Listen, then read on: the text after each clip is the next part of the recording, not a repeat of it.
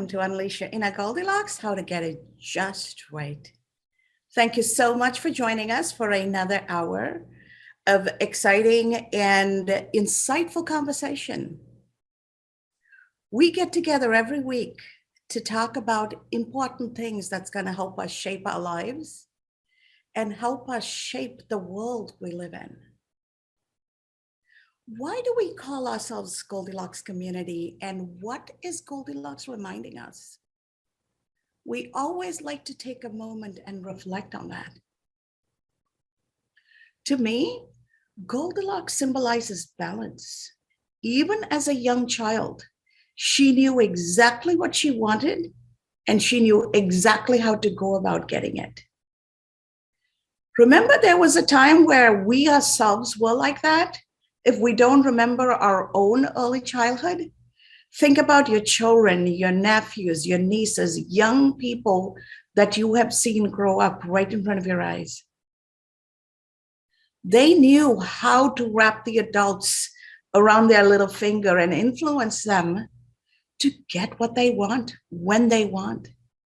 Somewhere along the way, through social conditioning and other things that we have superimposed on ourselves, we have forgotten that art. We have forgotten that it is about influencing others and accomplishing our goals, that it is symbiotic, it is mutually dependent. And we have somehow defined success as being strong and being inflexible, and we have forgotten the importance of influence. The definition of a leader is the ability to influence. Influencing individuals so that you move them towards that shared goal. Have we ever wondered, have I or you or anybody just wondered, why is it that what I'm trying to do is being so difficult to accomplish? And what if I step back and took perspective? I may be approaching an issue or situation from my own frame of reference, but what if I looked at other people's frame of references and how it affected their lives? And from that multiple perspective, a 360-degree perspective, if I came at solving that issue at hand, I am going to be more mindful. I am going to be more thoughtful. And I'm also going to make it safe for everybody to engage in that situation because we're coming from a place of perspective taking. Research shows that we can each only influence three levels from where we are. So if I am coming from the extreme right end of an issue, I can only influence 3 levels towards the center. If I'm coming from the extreme left end of an issue, I can only influence 3 levels towards the center. But what if I take perspective and come from that balanced, mindful, slightly left or right of center, that spot? Now I have the ability to influence 3 levels towards my right, 3 levels towards my left, and everybody else in that centeredness. I have taken my 3 levels of influence and magnified it to 7 degrees of influence. That means my goals are going to get accomplished. I am going to be more successful, and my efforts are going to look more effortless. Look at the people who are successful and you admire. They don't work hard, they work smart, right? Not working hard doesn't mean they're not putting the effort, but they are putting the effort very strategically, and they're bringing about change through influence. And to influence, we have to take that balanced, mindful approach. And therefore, it is inevitable that our prosperity builds shared prosperity. And when there is shared prosperity and there is no fear of engaging, and there is that inclusion, everybody feels safe, everybody engages, everybody thrives. That is truly the secret to success. And that is that lesson Goldilocks is teaching us. Think about your purpose. Even your purpose comes from the centeredness of what you love, what you're great at, and what the world needs. It's at the intersection of those 3, in the sweet spot of those 3 is where your purpose resides. If you're great at something and the world needs it, but you don't love it, it is going to feel like torture for you, and the people receiving your services are going to feel and sense that it is not natural. You're not happy doing this. So this life of living your purpose and successfully pursuing your purpose by itself requires you to find that centeredness, come from that place of perspective taking, and show up in a way that you take care of you take care of your target audience, and you show up in a way that you're solving the world's needs and the world's problems. As we go into today's conversation, I want us to take 3 nuggets of wisdom into the conversation. These are elements I talk about in my books, and we touch on them every week to get ourselves set up. And it truly allows us to shape our conversation and gives you some food for thought to take away. The first one is safety is a basic human need. If we don't feel safe, we flip to a survival mode.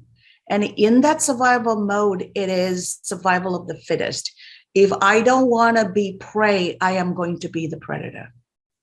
Survival mode creates a predator-prey circumstances, and societies where people don't feel safe. It is a very harmful, toxic, mean, crude environment where everybody will eat the other for the fear of being eaten, right? Literally and figuratively. So understanding that and creating that safety is important. Safety and security are basic human needs. Providing them with mindful leadership builds resilient communities, and resilient communities are not afraid of change. Resilient communities are not afraid of the unknown because they have come to peace with life is about change.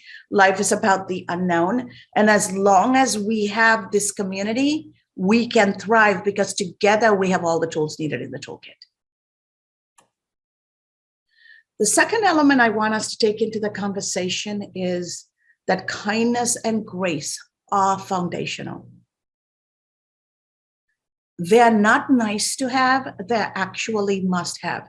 When we aim with purpose and we follow through with kindness and grace, life falls into place for us, life falls into place for the others, and we are continuously making space for each other, holding space for each other, and building psychologically safe, emotionally safe environments for everybody to thrive. The third element is perspective taking facilitates collaboration. Even if you need to do everything, you can't be everything to everybody all the time and run a business or live your purpose fully. We all need somebody, and that requires collaboration. The beauty of life is all about perspective. When we take perspective and we understand where others are coming from, we are going to be able to lay the foundation for collaboration with that safety in mind, with kindness, with grace.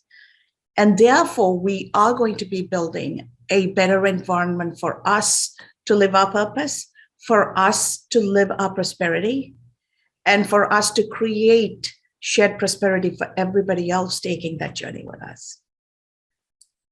Today, to engage in this conversation of creating workplace harmony is a friend of mine, somebody who I respect, somebody who I bounce off ideas from, Ruthann Weeks. Welcome to the program, and thank you for joining us all the way from Canada.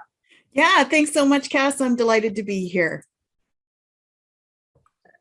So let me take a moment and give you some background about Ruthann, because I really want you to get to know her. Ruthann Weeks is a people and culture strategist and founder of Harmony in the Workplace. She is a change agent whose efforts have helped to bring the importance of an abuse-free work environment for the forefront of public awareness. She is an author and gifted keynote speaker who delivers a powerful message about today's workplace challenges. Working as a certified resource specialist in human services sector, Ruthann went on to graduate as a human resources manager.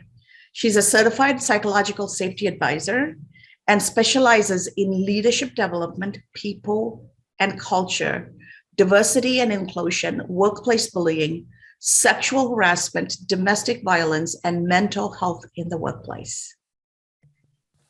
Please join me in welcoming Ruthann to the conversation today. And Ruthann, why don't we take a moment and have you talk to the community about what brought you into this space? Because it's not a space we grew up saying any of us are going to go into. What brought you in this space and what keeps you in there? Yeah, I've always had a heart for serving people, and I've always been someone who people shared with and people came to and people trusted. And I've always liked helping meet the needs in practical ways to support people. And I've learned a lot about that. My formal education is in human resource management. I am a certified information and referral specialist, and I worked in the nonprofit sector for many years in human service roles and got a really good understanding about, the pain points people have, the gaps in services that just aren't there that should be.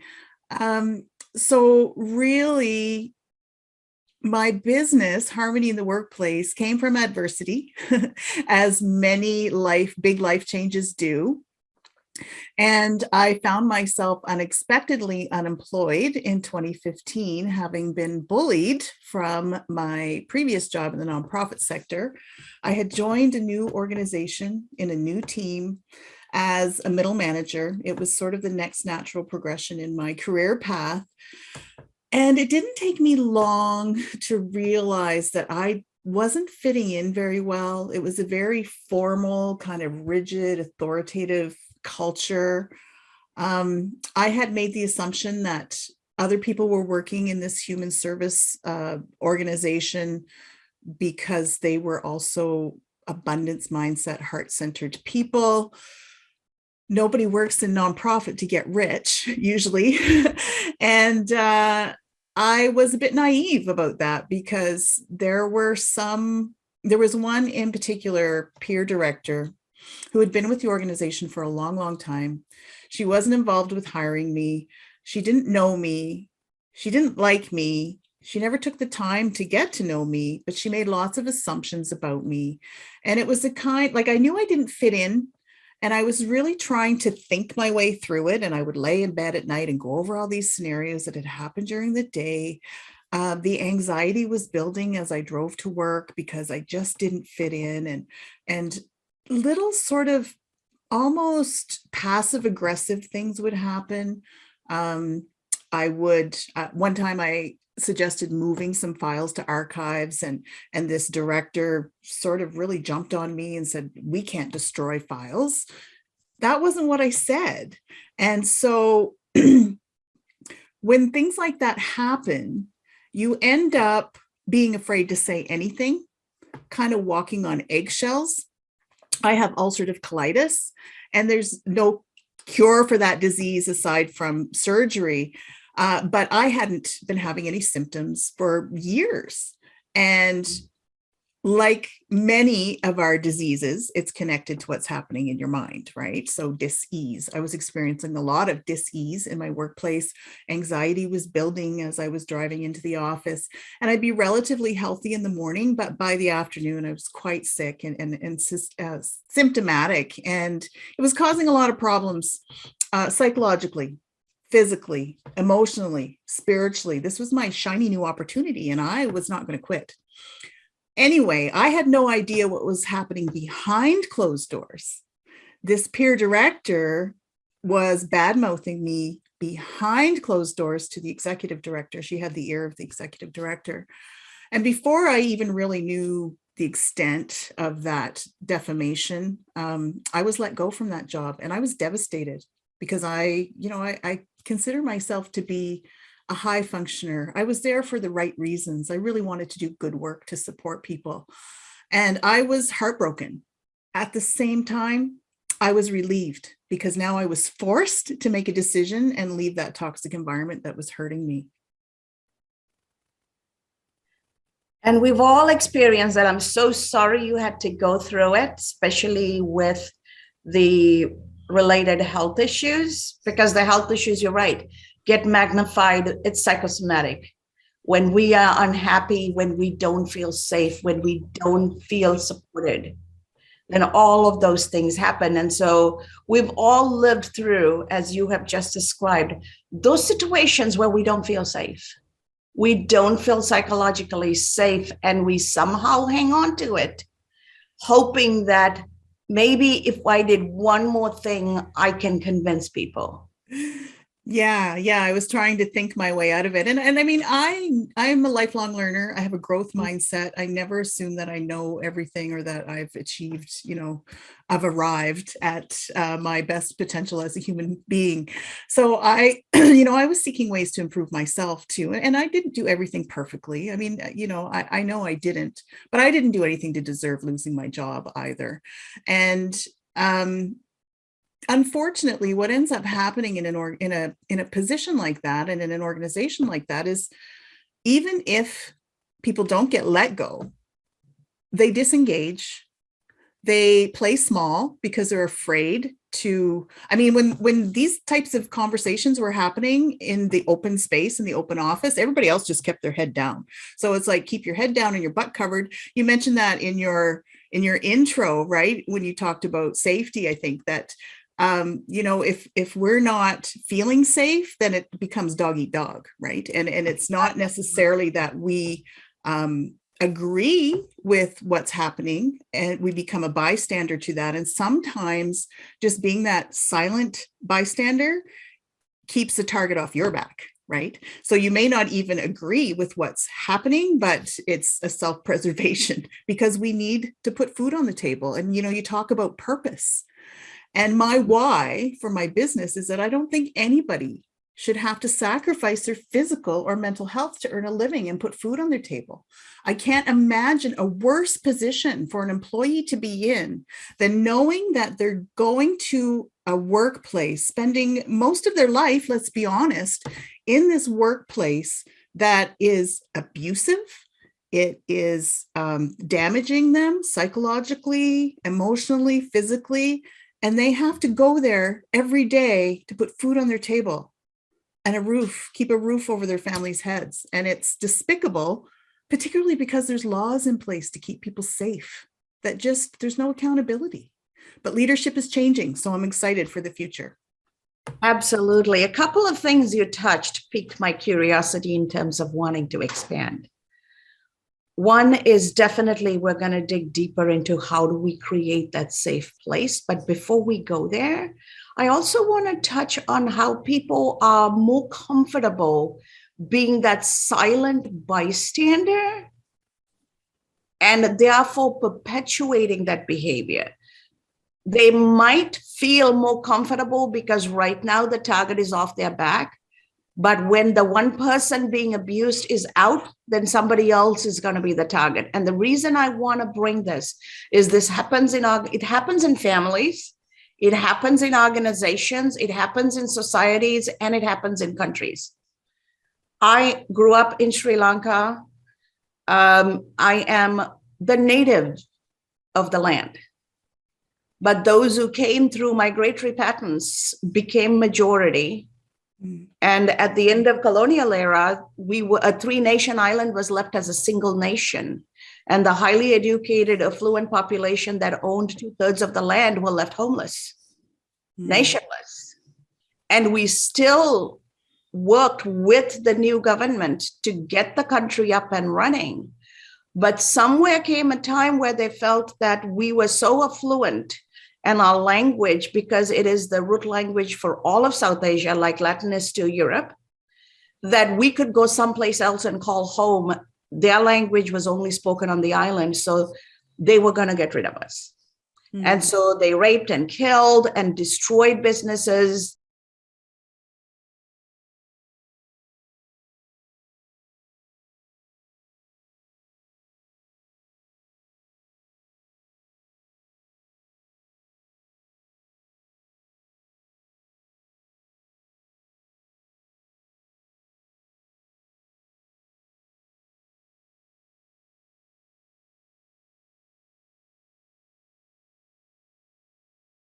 our Hindu gods. Okay.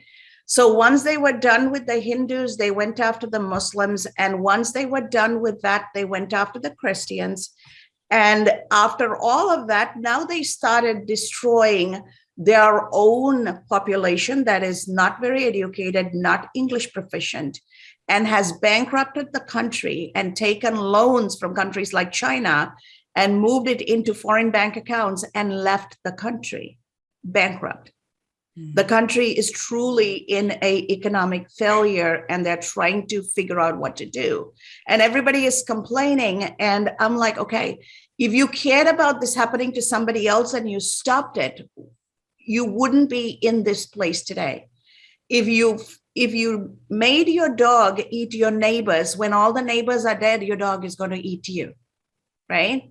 So how do we create that awareness for people to say that saying the target is not on my back makes me safe is really not safe? They're part of the problem. Yeah, they're absolutely part of the problem. And I mean, what happened to Sri Lanka is it's despicable. And it used to be such a really rich place, culturally, environmentally, resource-wise, you know. But that colonialism piece has happened pretty much everywhere.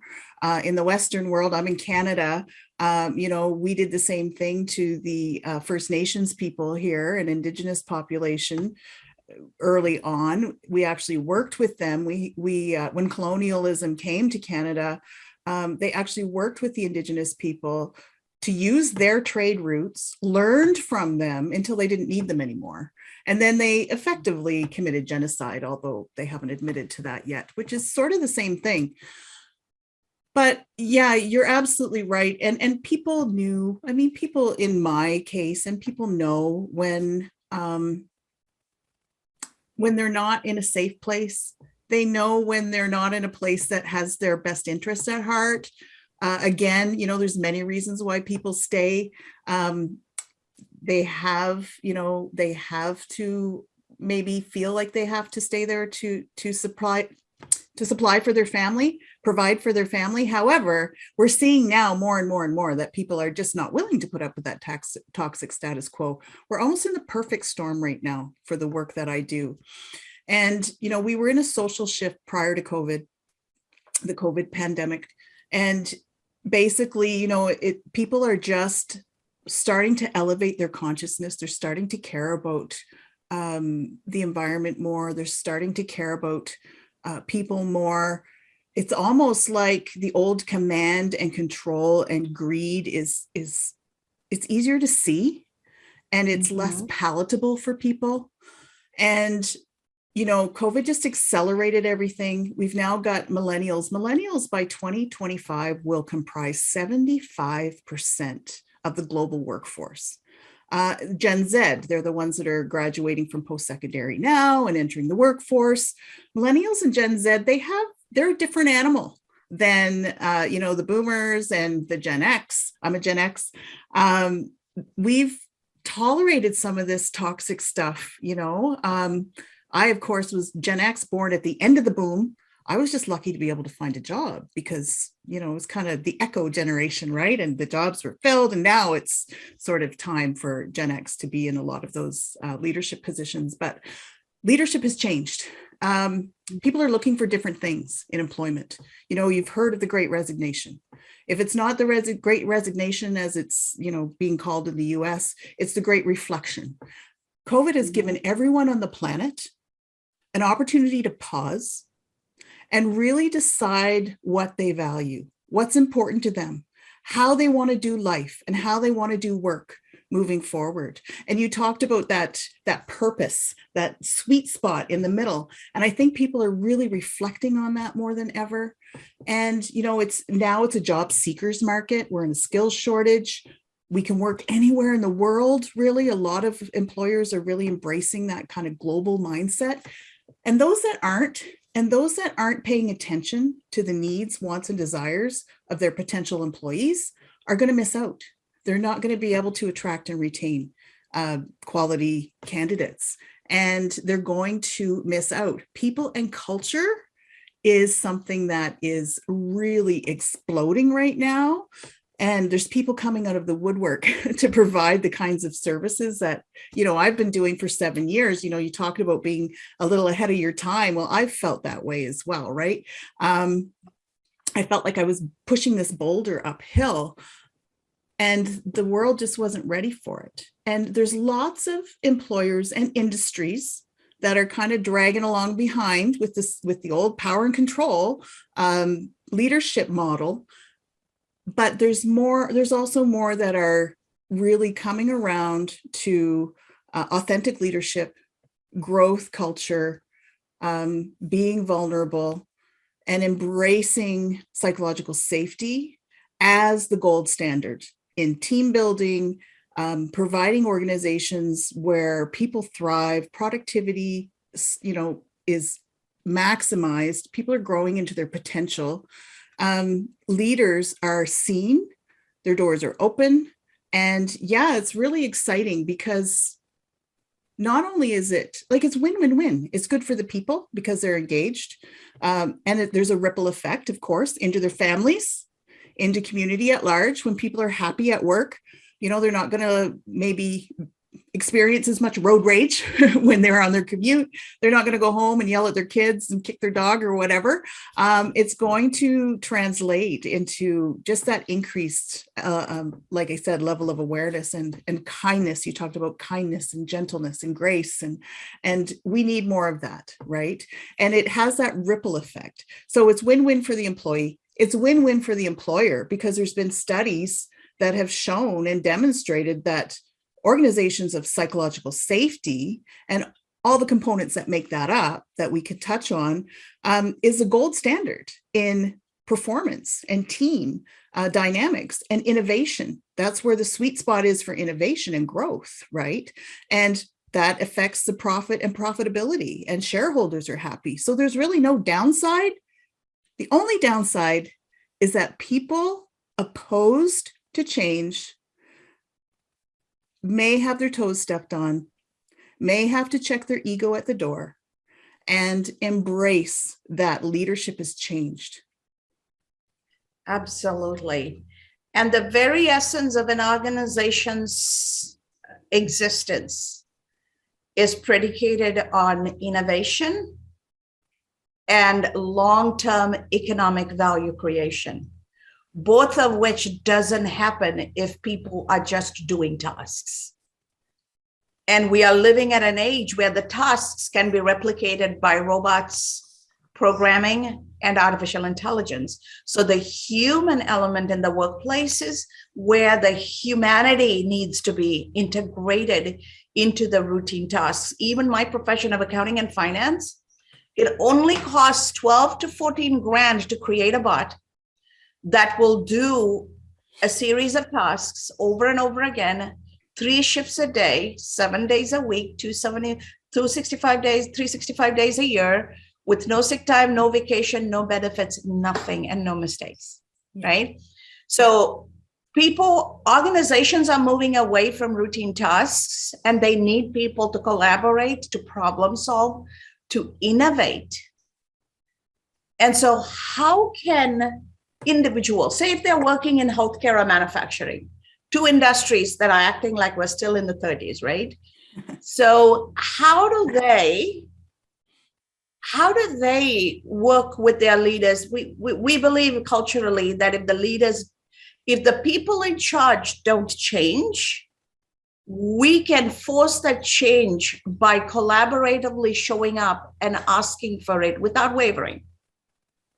People can make the people in charge change. How do we do that?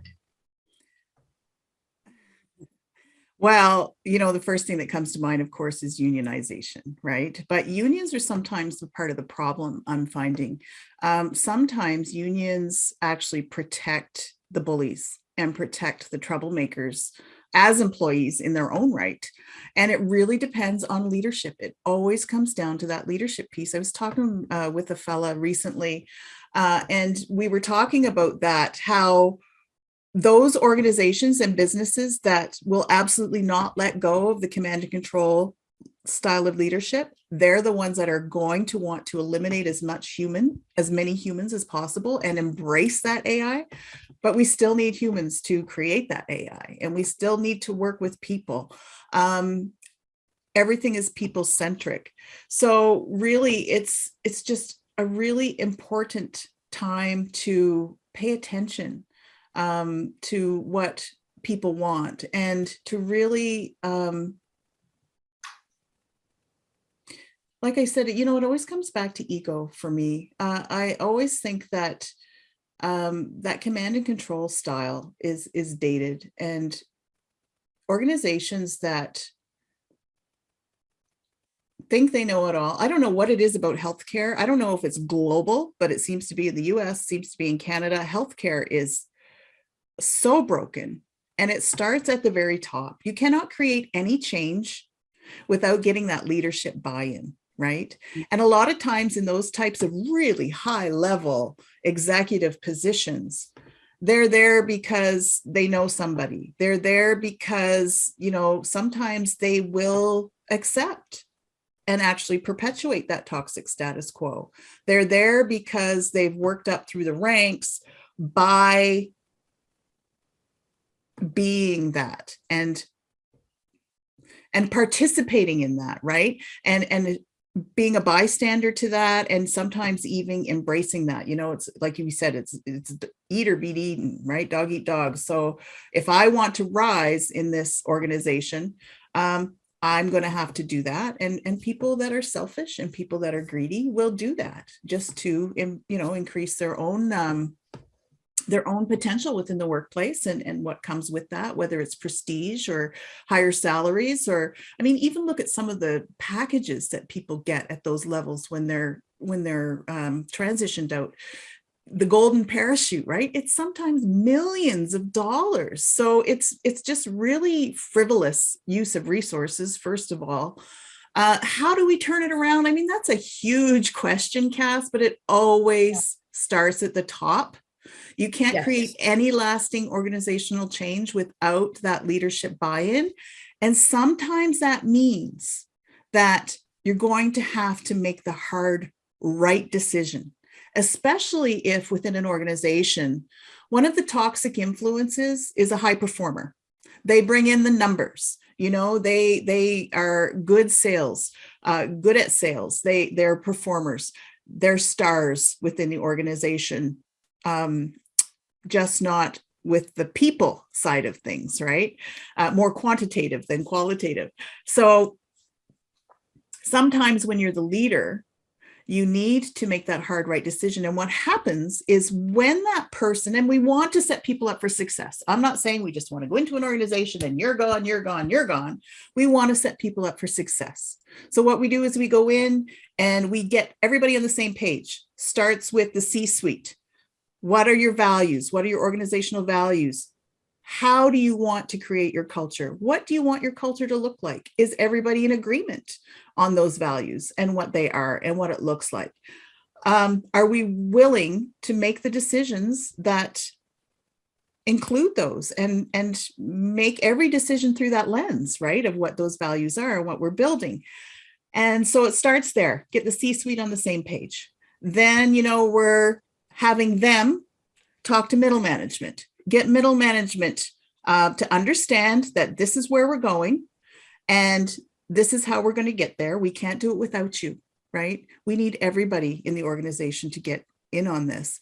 And, I do a training with my diversity and inclusion, and it's the PCIHO model that they use. And everyone within that organization will fit into one of these categories. So P is a pioneer. That's someone who is really gung-ho. They're bringing it in, right? And then there's the champions. The champions believe in the cause as well, and they get behind it. And then the influencers. The influencers want to support the champions. So they also want to get behind it. And then there's the hesitators. They're not sure. Nobody likes change, right? Statistically, 86% of people resist change, while the other 14% of us are trying to push it through, right, and bring them along. And then those are the hesitators, and then there's the obstructors. So the message to the obstructors is, they're digging in their heels. They don't want change. They like things the way they are. They don't want to change themselves. If you can't be for it, can you at least not be against it, right? So we get people to self-identify within that framework. And then we provide rules for everyone, those policies and procedures that are made within the legal framework. In Canada, we have pretty robust framework with our occupational health and safety legislation around workplace bullying and harassment, sexual harassment, domestic violence, even as it affects the workplace, bullying, sexual violence, and then, of course, physical violence. So we make those prevention plans within the legal framework to reduce liability, to keep employers compliant. Even the EEOC in the US, there's protected grounds. We have rules in place everywhere. Sometimes it's by state, sometimes it's, federal, depends on the location and the industry. But we provide those plans. We train everybody on what it is. Everybody has an idea about what workplace bullying is. Everyone has an idea about what sexual harassment is, but that doesn't mean that it's accurate. Right? We all have perceptions. We also all have biases. We all have stereotypes that are just part of being a human being. So we really kind of examine all of those, train everybody on what is expected and prohibited conduct. We have our policies and procedures include what to expect when you operate outside of that expected and prohibited conduct. So disciplinary action up to and including termination. So they know what they're supposed to do. They know what's going to happen if they don't do it. They also know what to do if they experience it or see someone else experience it, as far as making a formal complaint. Every complaint that is made should be investigated unless it can be nipped in the bud early on. And then, we just take the time and go through it. It doesn't happen overnight. It's incremental over time. It would take probably, depending on the size of the ship you want to turn around, it could take a decade. I like to say at least 3 years, for a business or an organization to completely turn around. And it doesn't happen without being very intentional and without holding people accountable. And that starts at the top. That's the point I was trying to get to. Even if normally the employees are happy to embrace it. It's the tone at the top that allows for that lived experience, or we did it, we check the box, and now we move on. I was working for an organization where the CFO was a middle-aged woman, a Caucasian woman, and she was so abusive. She would lock her teammates in the room, and everybody had glass rooms so you can see and hear, and she will yell at them and belittle them and break them down, even grown men. And if anybody speaks back, then they are being reprimanded. And if you're a man and you raise your voice, then you are the bully. Men, it got so bad, everybody was filing complaints. Even the CEO would have the door slammed on his face. But nobody would do anything to this woman because she was the only female executive in the company. And they brought in a very reputable, world-class consulting firm to coach everybody, train everybody. And in the end, they told everybody, pick a safe word. And when she gets to that point, you scream out that safe word to trigger her change of behavior, because we can't change her. And then everybody who was hired into the organization was put through an industrial psychology evaluation to see if they had the psychological strength to put up with abuse. And anybody on the team who didn't have that strength were let go. And that was a conscious decision this company did. And in the United States, they were able to do it and they had just acquired an international arm. And this woman told the entire Asian operation, now you work for an American company, you're not going to celebrate your new year. Sit down and get your work done. I am not authorizing anybody to go and join your family to celebrate the Chinese New Year. The entire Asian division quit the next day and told her, you figure it out, lady.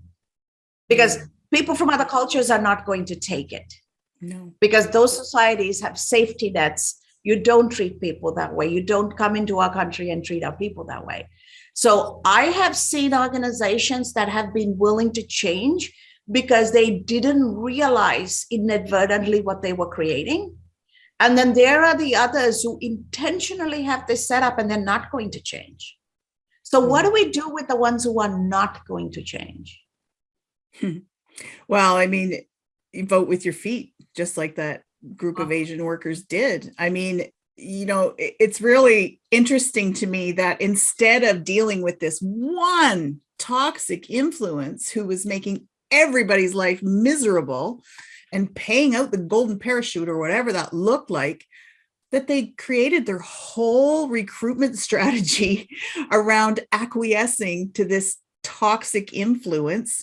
And for her to tell the Asian workers that they couldn't celebrate their Chinese New Year, I mean, that's culture, right? That's a protected ground. So huge liability for the organization. And I think, what do we do with them if they're not going to come along? Our job is not to make nasty people nice. Our job is not to try to force change on people. Look, when it comes to leadership and really servant leadership and really embracing authentic, vulnerable leadership that people crave. The world is screaming for leadership right now. We're in a mental health crisis. We're in a burnout crisis. We're in the season of reflection and transition that is huge. And you can't force change on anyone. So really, I guess it depends on the decision maker. Who's the decision maker? If it's a municipality, it's mayor and council. If it's, a big organization, it's the board and the shareholders. So really, it's up to them. If the C-suite's not going to create the change, who's above them? Who do they work for? And you can't force change on anybody. So people will vote with their feet. Eventually they won't be able to attract quality candidates, and their competitors that are getting on board with this will outperform them and outshine them and outwork them. And I think, there's going to be some coming along, industries coming along, kicking and screaming and dragging their knuckles, but come along, they will, or they're going to fail. They're going to be phased out. In the long run, they will eventually fail. Yeah, it's going to take decades, but I am going to, at this point, we have about 10 minutes here. I am going to open it up for conversation. We have live audience, and I know at least the ones here, and I'm going to check on Facebook if they have any questions. I know they have questions for you and want to share their thoughts. So go ahead, Dr. Bui, Elisa.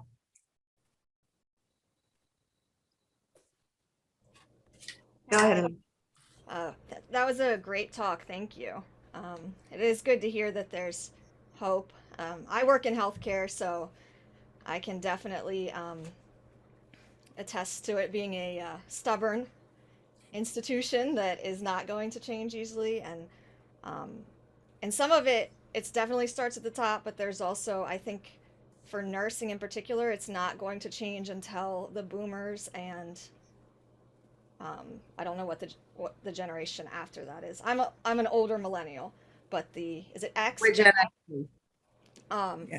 Until I think, and they may get along with some of the changes, but it really, in my experience, has been those individuals who especially the ones closer to retirement, they don't want any fallback or fallout, but they will push you. For me, they would push me to stand up for what was right, for the patients and everything else. But then when upper management was coming back at me, they're nowhere to be found. But they also do the same thing as far as nursing notoriously eats their young.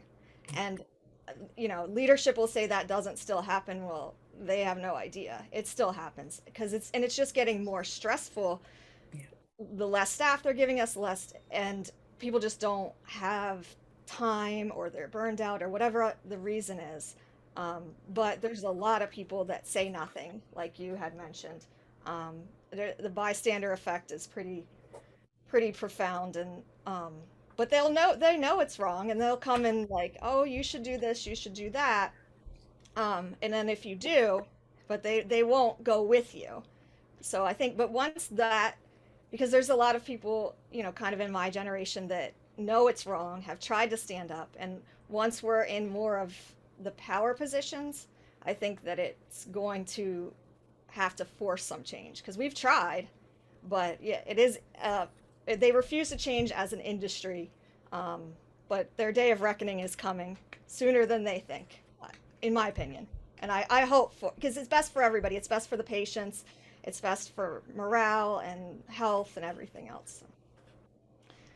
Yeah, you know, that's great, really great insight, Alyssa. And you're absolutely right. Nursing is, you know, they've set up this culture that glorifies burnout. Mhm. You get looked down on if, you know, you take all your breaks, and you know, if you dare to complain or confront something. Psychological safety, one of the, like, there's 13 psychosocial factors in the Canadian standard, which was the first global sort of standard around psychological safety. And those 13 factors are not really profound things. It's things like civility and respect. I actually got approached by the United Nurses Association here in Alberta to do a workshop for them. And one of the things that the organizer said to me was, rushed communications are getting misconstrued as harassing behaviors. Well, in my mind, I automatically flipped that, because what's really happening very likely is harassing behaviors and incivility is getting excused as rushed communication or stress, because it doesn't take any longer to speak to someone civilly than incivilly, right? But it does take that locus of control to kind of pause a beat and catch yourself. It's a huge issue. And one of the things that's added, particularly for those types of first responder and healthcare roles and those types of roles, is compassion fatigue, right? So it means that, yeah, the patient, they're providing good patient care, or that's their goal, is to provide good patient care, but they're not resourced to do it. So they're continually feeling like they're rushing, like they're stressed, they're sniping at each other because of that elevated stress, ongoing, continuous stress. And yeah, it's a big culture shift. And I think you're absolutely right, Alyssa. You know, there are 4 reasons I sort of talk about why people get on board with this. You know, there's a legal framework around it to protect people at work. It's the right thing to do, which would be nice if more people thought that. There's so much data and statistical evidence about how getting this right can really improve performance and decrease costs and absenteeism, presenteeism, increase engagement, all of those ROIs. And the 4th one is, because of what you just mentioned, I've been hearing, like, from boomers that, you know, I'm out of here in 4 or 5 years. I'm not going to deal with this. Someone else can deal with that. My message to them is, what kind of legacy, what kind of leadership legacy do you want to leave? You know, if you're really just doing your time and you don't care about people, then that's fine. But you're not going to be viewed as a leader or have a legacy as a leader that was willing to, you know, stick your neck out and kind of create change that, let's face it, society is screaming for. Right. Yeah, that's so true. Yeah, they will count down the days. I remember them telling me I have 1 year and 5 days until I can retire, and they, I mean, and I get they don't want to jeopardize that retirement, and I do get that. But when I would talk to them, I just say, just stand with me. You don't have to be the leader, but if we all stand together, then they are forced to respond to us. But if I stand, because and they were the most, they would be like, I'd be sending an email and they would be the ones right behind me. No, don't say it like that. Take that out. But so, it's interesting. I do hope it changes though, and it sounds like you have a lot of good things to add to it. So that's good. Thank you, Alyssa, for that great question and excellent, insightful guidance, Ruthann. I know Dr. Bowie has something to share because he works in this space too. So let's make sure we give him a couple of minutes here. Go ahead. Ruthann, thank you for your time. When I was listening to you, I felt like I was speaking because you and I really, our philosophy, a lot of things I've studied extensively on psychological safety with Lead Factor. Amy Edmondson's are a big fan of them on their work. So, I'm a history person, so I start to look at the history of a lot of the things that have bad things, disasters and bad things that happen in this world because of organizations, of a fear organization. Fearless organizations are, like you said, there's a lot of ROIs for that. When we start to look at Enron and Chernobyl disaster, a lot of disasters are related to a lack of psychological safety in the organization, failure to report. And so we start, and I'm a big fan of the SCARF model by Dr. Rock and how the neuroscience deals with fear. And when we talk about healthcare, certain other industries are very similar to education. It's a rigid fear-based hierarchical system, have a lot of similarities in regards to the attributes that results in a dysfunctional work environment. So when you look at psychological safety, I have my opinions. We know the benefits. Employees understand the benefits of psychological safety, but lots of times it doesn't get implemented. So whether it be DEI, talk about reporting of errors or anything to come forward, because like I said, disasters have happened in the past because of lack of psychological safety. So when I look at this today, we make a lot of press releases, PR situations, social media, like we have just culture or a safety work environment. All those things are just fluffy words, like I said. So the reason why, in my opinion, a lot of the psychological safety doesn't get implemented, even though there's enough research to back this up and to understand the positive ROI on this, is because psychological safety has to be action-based, behavioral-based. It means that it has to be backed up by some kind of action. So when you tell me that is a safe and a just culture or a safe environment report, that doesn't mean you post on social media, we have a just culture, all kinds of written words, but it's not backed up by action. Actions leads to trust. So that means that if I provide you, I'm gonna make a stand for psychological safety, then I have to back that up, which means that people, when they speak up, there is an action that is backed up by this person being validated and congratulated for speaking up and not being punished, right?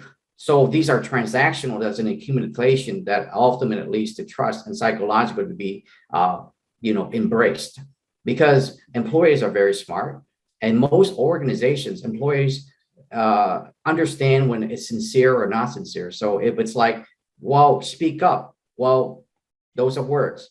When somebody speaks up, you have to back that up. And so too many times that I've seen people talk about psychological safety, but it's all fluffy words and it's not backed up by organizations. So this leads to just another checker box in the activity will be DEI. So when we start to look at the lack of trust and fear in a lot of these organizations, that doesn't mean these organizations are very agile, very innovative, because of fear and lack of psychological safety doesn't lead to very high performing organizations. So yeah, a lot of things today, in regards to the generational differences, yeah, I completely agree with the millennials and Gen Z having a stand about this, and they vote with their feet moving forward and with the future work. One of the things I find out is Generation X and baby boomers, I think at times, is that it's almost like a legacy situation. When you were abused previously in the other generations, they kind of tend to become their abuser too, in a sense, because it's like a legacy getting passed down. And what was acceptable behavior back in the day is not acceptable today. Mm-hmm. So I think there's a lot of legacy trauma that could continue to be passed on. One generation, baby boomers, to Generation X, where it was okay to have these activity happening in organizations. But like I said, many times today, like I said, psychological safety, DEI, and everything that we do today, I find that we do a lot of check a box and activity, and it's not backed up by actions. Just because you make an announcement about having psychological safety or having a high performing organization doesn't mean that you have one. And employees are so smart, and they can see and pick this up on a daily basis. And because they visualize and see, and they put that in the back of the memory, it's like, you know what? When that person spoke up, guess what? Their performance reviews went down. They got a worse shift. See, all these things are organization doesn't realize that employees are very observant, and they put that in the back pocket. And so now with the changing of work and the power dynamics have shifted towards employees, I think things are going to get changed. And I'm working on a project to ensure that organizations are held accountable for these things. And it's going to come soon. And the only way you're going to bring psychological change is bringing accountability to organizations. Absolutely. Absolutely. Thank you so much for that, Dr. Bowie. So Ruthann, take a minute and respond to Dr. Bowie and give us your closing thoughts as part of that. Yeah, thank you for that insight. I think we are definitely preaching the same message. So let's connect. I'd love to hear more about the project that you're working on. I'll reach out on LinkedIn, see if I can find you. Yeah, you know what? We are going to shift. We can't help it because as human beings, we evolve, right? And within organizations, there are going to be some pockets that have more safety than others. It is not easy, and it's quite rare. Amy Edmondson, you mentioned her. I'm a fan of hers as well. She'll tell you that psychological safety is rare. And, I'm a shameless idealist. It doesn't mean that I expect to see a harmonious workplace globally in my lifetime, but it doesn't mean that I'm going to lower the bar either, right? That's the ideal. That's what we're striving for. If we're not living it out 80% of the time, it's an ideal. When we're living it out 80% of the time or more, it's a value. So let's just keep working together and creating the change that we want to see in the world. Absolutely. Thank you so much, Ruthann, for those insightful thoughts, tips, and actually a guidance on how to go about embracing psychological safety and how to relate our ego to that entire situation and the importance of letting our ego down and putting our purpose front and center. And that is the key. That is truly the key for our success. And I appreciate you investing the time in this community. Please come back and join as part of the community. I know just like Lisa and Dr. Bowie, you will continuously have insights to add to the conversation. So the Goldilocks community welcomes you into our community. Anytime you can join us, be a part of the conversation. As we say here, this is about transforming lives. We are making sure that these conversations are available for everybody to go and access through our YouTube channel, Transform with Dr. Cass. And our hope and our prayer and our wish is as we have these conversations, we are learning and embracing the change we need to live with, right? How do we live the change, and how do we flip the script and build lives and transform lives as we go through our human interactions? Because every human interaction is our opportunity for transformation. I know everybody has been transformed by your presence today and by this conversation. And it is our hope that as we feel transformed, you are also being transformed. And as we transform the others around us, that we're taking the time to transform ourselves.